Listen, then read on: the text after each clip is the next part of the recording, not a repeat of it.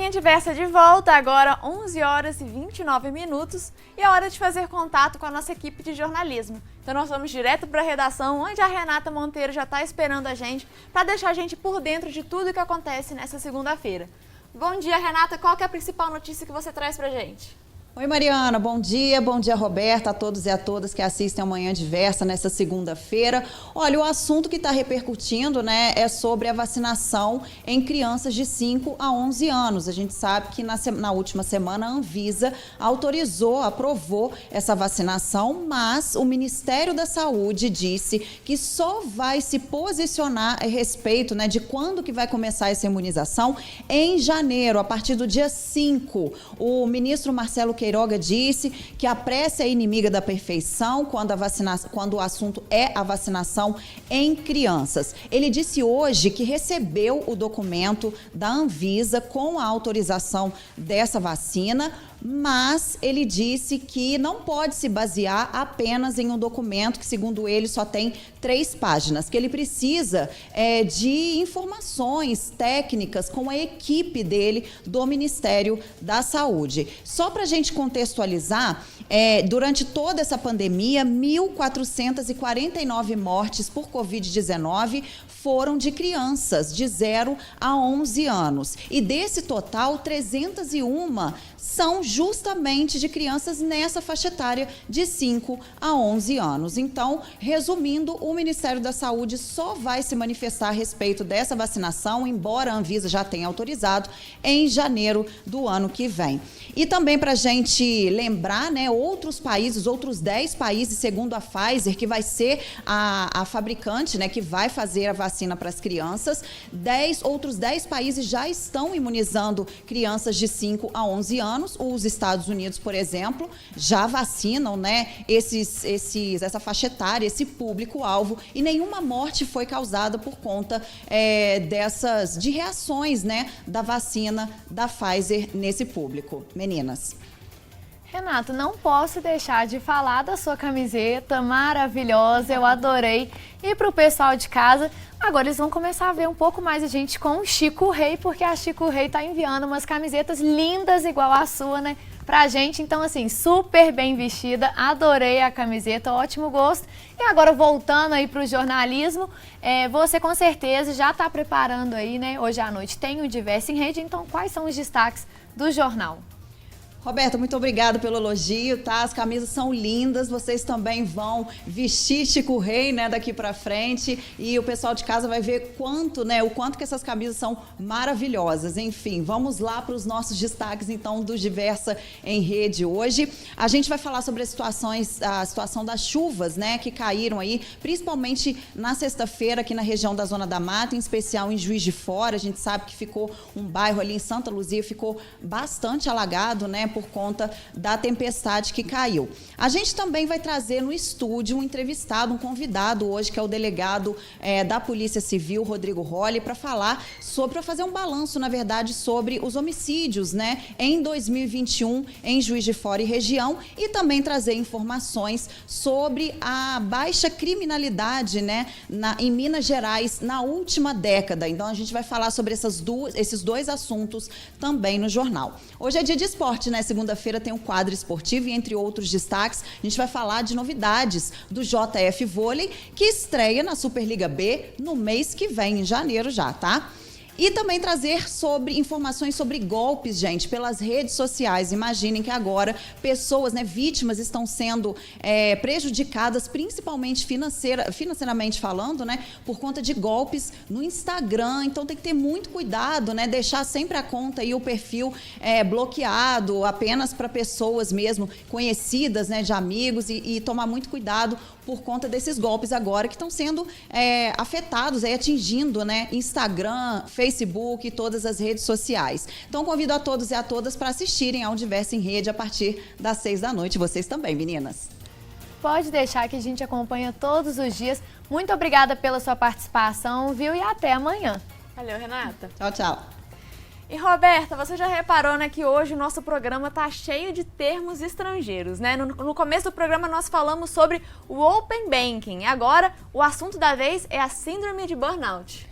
Parece difícil, mas nada mais fácil do que quando a gente tem aqui recebendo, né, o Alexandre de Rezende, o psiquiatra, que vai explicar então o que é o burnout, o que causa, porque é isso, né? O nome é meio diferente, mas muita gente sofre com essa síndrome, então vamos começar aí o nosso bate-papo. Então seja muito bem-vindo, muito obrigada por estar aqui no Manhã Diversa com a gente, viu? Obrigado pelo convite, bom dia a vocês, bom dia a todos que nos assistem hoje. E aí vamos então, né, começar do começo. O que seria então a síndrome de burnout? Então, a síndrome de burnout ela vai poder ser caracterizada, Roberta, como a síndrome do esgotamento profissional. Então, são pessoas que, quando submetidas a um estresse importante no trabalho, um estresse crônico, de muita sobrecarga, de muita pressão, de necessidade de bater meta, acaba desenvolvendo uma série de sintomas, tanto mentais, né, relacionados à sua saúde mental, quanto até mesmo sintomas físicos. Então, burnout a gente vai, digamos, traduzir, né, como a síndrome do esgotamento profissional. E a partir de 2022, a Organização Mundial da Saúde vai classificar o burnout como uma doença ocupacional. Qual que é a importância dessa classificação e o que muda havendo essa classificação? Mariana, de certo modo, quer dizer, quando a Classificação Internacional de Doenças, né, em sua 11ª edição, que é a CID-11, que começa a valer a partir agora de 1º de janeiro de 2022, classifica, né, o burnout como uma doença ocupacional, de certa maneira ratifica e formaliza essa ideia de que é um contexto, né, é um transtorno relacionado às condições de trabalho em geral. Então, de certa maneira, a CID quer formalizar, quer ratificar essa associação, né, do trabalho com essa síndrome relacionada, então, com essa questão ocupacional. E é muito comum a gente escutar as famosas frases trabalhe enquanto eles dormem, ou até mesmo o que você faz de meia-noite ou até às 5 da manhã, quando a pessoa diz, né, que não tem tempo para fazer algo. Nessas duas sentenças, parece que é errado ter um tempo para descansar ou para dormir, que você tem que estar sempre produzindo, né? Por isso eu queria saber qual a importância de uma boa noite de sono e por que é tão fundamental para o nosso bem-estar essa boa noite de sono. A gente vive numa cultura, essas duas frases, né, Roberto, que você citou, a gente vive numa cultura de muita pressão, né, e de certa maneira, de uma glamourização, né, do excesso de trabalho, de uma dedicação excessiva ao trabalho. Isso certamente não é saudável. Acho que a palavra principal aqui é equilíbrio, né, e isso vale para tudo na nossa vida, inclusive em relação ao trabalho. Então, acho que nós precisamos sim, equilibrarmos o trabalho, é uma necessidade, o trabalho faz parte, né, das nossas vidas, não conseguimos viver sem ele, mas é importante equilibrar também com descanso, né? Como você está dizendo, uma boa noite de sono, o nosso corpo precisa de reparar suas energias, a qualidade do sono é fundamental para a nossa saúde física e para a nossa saúde mental, então acho que a gente tem que valorizar, né? O trabalho tem o seu lugar, mas também o descanso, o momento de lazer, o momento com a família, o momento com os nossos amigos. Então, a gente precisa tomar muito cuidado, porque a gente muitas vezes vai se envolvendo nessa pressão que é cultural, né, de que a gente precisa trabalhar até, né, de meia-noite às 5, a gente, na verdade, a gente só vai conseguir alcançar as nossas coisas se nós nos dedicarmos, enquanto eles dormem a gente trabalha. A gente precisa tomar muito cuidado para não entrar nessa pilha, assim dizendo, né, e valorizar o momento de descanso, de lazer, é o equilíbrio. Eu acho que, acima de tudo, é a gente pensar no equilíbrio das nossas condutas de uma maneira geral. Eu adorei que você falou sobre a glamorização, né? E eu vejo muito assim, uma competição. Às vezes a pessoa fala, nossa, dormi muito mal, fiquei trabalhando até... Aí a outra, mas eu fiquei... E rola uma competição que, assim, os dois casos são péssimos, né? Tá fazendo mal para as duas pessoas. Isso vem muito disso, né? Assim, porque eu durmo só 5 horas da manhã. E, tipo, 5 horas por dia. É ruim, vai te fazer mal. Então, realmente é um ponto de atenção, né? Sem dúvida. E, né, como você falou, é uma coisa cultural. Nós temos nessa cultura que bota essa pressão nas pessoas e que naturaliza essa falta desse descanso. Então, né, acaba sendo que o burnout é mais comum do que a gente imagina. E para as pessoas saberem se elas estão sofrendo com isso, quais são os sintomas do burnout? Então, Mariana, como a gente falava, né, o esgotamento profissional. Então, é uma condição de esgotamento, tanto físico quanto mental. Então, é uma queixa que as pessoas trazem de um cansaço, né, de um cansaço físico, um cansaço mental. Cansaço esse que a pessoa não consegue reparar as energias, né, depois de uma boa noite de sono. É uma situação de uma situação extrema, de um cansaço que começa a ter repercussão, primeiro, no seu rendimento, na sua produtividade. Então as pessoas já não conseguem mais ter a mesma concentração no trabalho, já não conseguem render mais da mesma forma. Começa a ter sintomas físicos, dor de cabeça, perda do apetite, dificuldades de concentração, alterações de sono. Começa a ter consequências na própria saúde mental, então alterações de humor, mais irritabilidade. Então é um conjunto de sintomas que vão definir então o burnout, que a gente precisa ficar muito atento, né?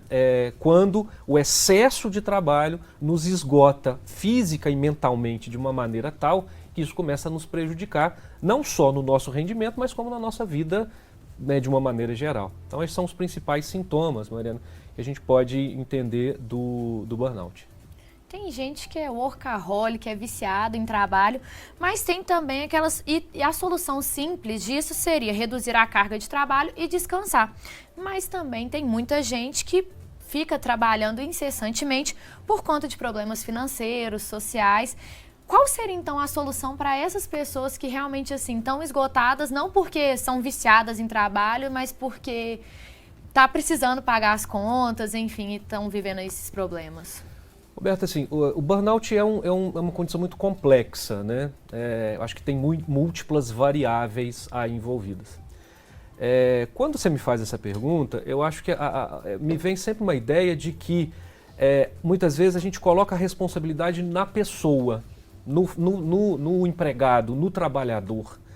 É claro que existem características, sim, como você disse, pessoas que são viciadas em trabalho, pessoas que são workaholic, pessoas que se cobram muito, pessoas que são muito perfeccionistas, são fatores de risco em termos de características de personalidade que colocam essas pessoas em maior risco de desenvolver burnout. Mas a gente também não pode se esquecer do outro lado, a condição do empregador. Quer dizer, quais são as condições de trabalho que nós temos? Então aquela história, a pressão exagerada, necessidade de cumprir metas que muitas vezes são, e a gente conhece vários setores do nosso mercado de trabalho, que exigem 110%, 120% de produtividade. Então também é uma reflexão importante, né? Qual é a condição de trabalho, que postura o empregador, né, tem em relação a essa questão e quais são as condições de trabalho. Porque falando dessa forma seria talvez uma avaliação até simplista. Olha, se você trabalha demais e se você está adoecendo por conta disso, então é só você pedir demissão, por exemplo. E a gente sabe que a questão é muito mais complexa. Então, acho que o grande cuidado é aquele equilíbrio que a gente estava falando agora há pouco, né? A gente continuamente se perguntar, né? Quer dizer, o quanto que eu estou valorizando o meu descanso, o meu momento de lazer, o contato com a minha família, com os meus amigos, o quanto que eu estou absorvendo, por outro lado, essa pressão, né? Eu costumo sempre dizer assim, que ninguém faz, as pessoas só fazem com a gente aquilo que de alguma forma a gente permite. Então é claro que a gente vive num mercado de competição, a gente vive num mercado de muita pressão, de sobrecarga, mas a gente deve tomar um cuidado muito grande para não absorver completamente essas pressões, porque isso certamente será um fator de adoecimento. Doutor Alexandre, nosso papo está só começando, mas a gente vai para um rápido intervalinho. Daqui a pouco a gente volta com mais assunto sobre burnout. Se você aí de casa quer fazer alguma pergunta, é só enviar para o nosso WhatsApp que está aí na tela para você. Então a gente vai para um rápido intervalo e no próximo bloco a gente continua a nossa conversa sobre a síndrome de burnout.